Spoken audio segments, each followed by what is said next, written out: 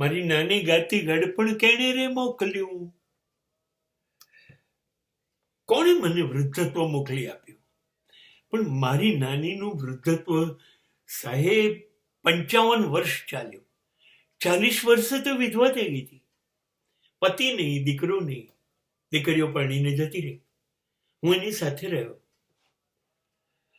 અને મને ઘણું બધું, હું એવું માનું છું કે હું થોડોક સરસ મને ગમવું એવો છું, તો એ વૃદ્ધ નાનીના હિસાબે એણે જે, એ ભલે ને 5મું ધોરણ ભણેલી હોય, પણ એણે જે જ્ઞાન આપ્યું એ આજની યુનિવર્સિટીઓ મને નહીં આપી શકી.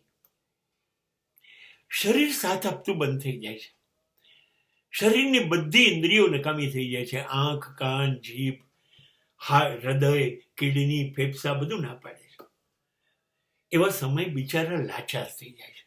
અને મોટાભાગના સમાજમાં તો કે વૃદ્ધો થોડી બધા સરકારમાં નોકરી કરતા હતા કે બધાને પેન્શન આવતું હોય, અને એ જમાનામાં એટલા પૈસા નહોતા કે એટલી બધી બચતો હોય.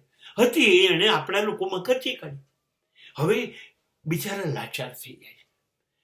કુટુંબ ઘણી વખતે નિષ્ફળ જાય છે. હા, સમાજ વૃદ્ધાશ્રમ દ્વારા સાચવે છે, પણ મને એવું થાય છે કે સરકાર કેમ ન કરે કશું? સરકારે સભાન થઈ જવાની જરૂર છે. ભાઈ સાહેબ, યુવાનો કમાઈને આપશે એ બધું સાચું છે, પણ આ બી તો મૂડી છે, આ દેશનો અનુભવ છે. હવે લાચાર છે, કુટુંબ નથી સાચવતું, કદાચ સમાજ નહીં સાચવે, તો સરકાર શું કરશે? બહુ જ કરવું પડશે, ખૂબ કરવું પડશે. થાય છે થોડુંક. મેં સાંભળ્યું ગુજરાતમાં, ભારતમાં બીજેપી સરકાર, નરેન્દ્ર મોદી કંઈક કરી રહ્યા છે કે ભાઈ બીમારી પડે તો આ કાર્ડ, તે કાર્ડ, એમને આટલી સગવડ મેડિકલમાં વગેરે કશું થઈ રહ્યું છે. અને વૃદ્ધો માટે એ સારું પણ છે. ઓકે, પણ પૂરતું નથી. વી ડોન્ટ વોન્ટ કશુંક, we don't want something, we want everything. અને એ આપવું જોઈએ. લાયક છે, લાયક છે.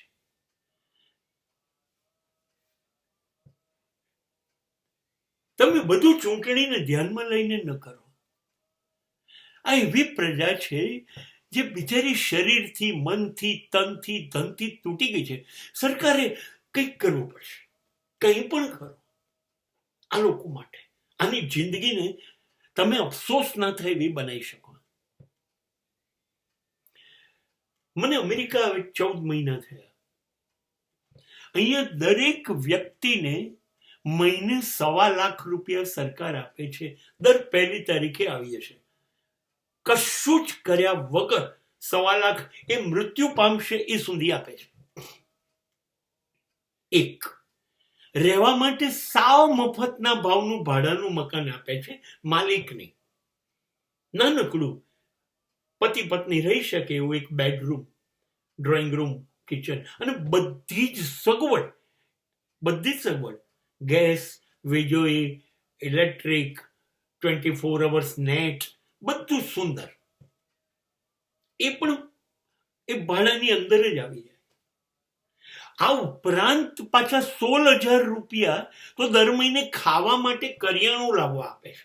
હવે માની લો પતિ ને પત્ની બે હોય તો 32,000 થઈ ગયા, અને બંનેને લાખ રૂપિયા તો ખાતામાં આવશે. ટ્રેનમાં એમના માટે ટિકિટ નથી. વિમાનમાં એ લોકો 20% ટિકિટ આપવાની છે, 80% માફ. હવે રહી વાત મેડિકલની, દવાઓ આ લોકો માટે free, total medical checkup free, treatment free. માની લો કે કોઈ ઓપરેશન 5 કરોડનું થવાનું હોય તો એ 5 કરોડનું ઓપરેશન ફ્રી, સરકાર પેમેન્ટ કરશે. અને આ લોકોનો ઇન્સ્યોરન્સ. અહીં કોઈ બાળકો માતા પિતાની કાળજી લેતા નથી અને માતા પિતા ઈચ્છતા નથી મારી કાળજી ના લો. અમે 2 જણા પૂરતા છે. સરકાર દિલ ખોલીને વૃદ્ધોની સેવા કરે છે. અહીંયા વૃદ્ધ થયા પહેલા લોકો 1 રૂપિયો બચાવતા નથી મિલકત વસાવતા. કેમ કે એને ખબર છે મરી જશે તો એના અગ્નિ સંસ્કાર પણ સરકાર કરશે. ત્યાં સુધીની બધું સરકાર જવાબદારી ઉઠાવે. અને તેથી જ હું અહીંના યુવાનોને જોઈ રહ્યો છું તો મને એમ લાગે છે કે એ લોકોની ચિંતા બધી સરકારે ખતમ કરી કાઢી અને દરેક વૃદ્ધ યુવાન થઈ ગયો. દરેક 60, 70, 75, 80, 90 વર્ષના માણસોને તમે જુઓ, એની પોતાની ગાડી ચલાવીને જશે, શૂટેડ બૂટેડ હશે, હાથમાં મોબાઈલ હશે, ક્લબમાં બેસશે, બજારોમાં શોપિંગ જાતે કરશે, સવારે એક્સરસાઇઝ કરવા જાતે જશે, કેસિનોમાં પણ જાતે જશે અને એટલું સરસ જીવે છે કે ના પૂછું ને વાત. અને બધી જવાબદારી સરકારે લઈ લીધી. અહીંયા કોઈ વૃદ્ધ થવામાં ડરતું નથી. અહીંયા લોકો રાહ જોતા હોય છે કે ક્યારે 60 વર્ષના થઈએ અને સરકાર આપણને ખોળે લઈ લે. હવે આવું તો ભારતે વૃદ્ધો માટે નથી કર્યું. અને અમેરિકા કે ભારત જેવું ગરીબ તકલીફ વાળું નથી, તો પણ આ બધું આપે છે. હવે આ લેવલનું શું ભારતની સરકારો ના વિચારી શકે?